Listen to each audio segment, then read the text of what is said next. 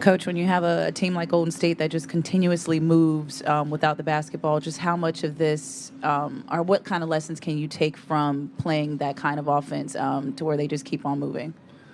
Well, that's what they've done for years, and it starts with Steph Curry, and they're hard to guard, and when really they make you communicate on a unique level, and we had, they're hard enough to guard as it is, but we had some breakdowns.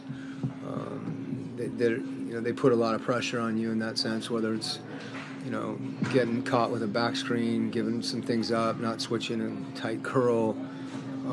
But as much as anything, I thought the way we came out in the third quarter was a positive tonight. We hurt ourselves in the first half, turning the ball over. And then when you don't see the ball go in the basket for a significant period of time, we had a number of guys that I thought had some good shots and they didn't go. And to be able to, it's tough you have to stay locked in spite of that. And that's hard to do. It's easier said than done. And I thought the first half we became discouraged at times, not seeing the ball go in, turning it over, and it knocked us back. And there were a couple big runs, so that when you do start playing better, we really never quite were able to get the ball to go in. But you're going to have nights like that, and you try to do other things. But I thought coming out of halftime, we came out in the third quarter and we didn't feel sorry for ourselves. We'd missed free throws, we turned it over, we missed threes, but we came out and competed, and I was happy to see that. Just following up on those turnovers, do you think part of that is just with all the new pieces that are coming back, especially this week, could that be just some of the rhythm being off with the new players? I think more than anything, we have to space. And when we play in small spaces, when there's four guys on one side of the floor, you're not able to make plays for each other. And so that it just we have to be that determined there are little things that require more concentration and just a little more effort.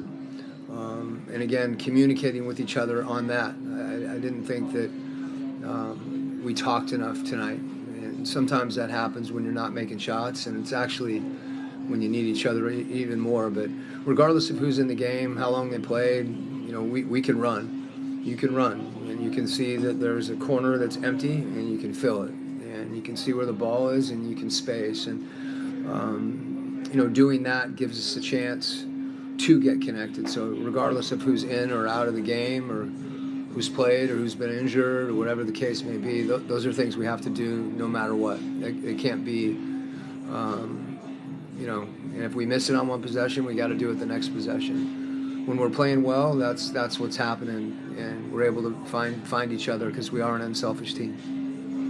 Coach, shortly when Trey came back after that Boston game, I asked him about the Achilles injury. Do you think that that's something that kind of lingers and might affect some of that shooting, especially with how defenses are attacking him? Yeah, I don't want to overthink our shooting in general. We've missed some shots. That's the NBA. You go through stretches, and you go through a stretch where they go in, and I've seen Trey shoot the ball in practice, and he's stroking it, and it's just it'll bounce through in the game. And it's frankly the same thing for Bogey. Hunt shot it great. He had a tough night tonight, but that we can't just rely on that when the ball's not going in. We have to continue to do other things. And I in the second half we did that, and we had a few even at the rim that didn't go in. So not being discouraged and staying connected through those times is hard, but that's what good teams are able to do. Is that sort of a sign of this team needing to grow up a little bit more? We talked about how young they are with so many guys. Yeah, I'm always careful to dramatize some of those things, frankly. Every team, we're 19, 20, 21 across, the front line, so to speak, and those guys are young, but we don't get to press pause, and then everybody gets older. We've got to, keep growing. And, as I said, some of the things that we need to do, you can do no matter how old you are. you can run, and you can space, and when the ball's not going in, sometimes that becomes your focus.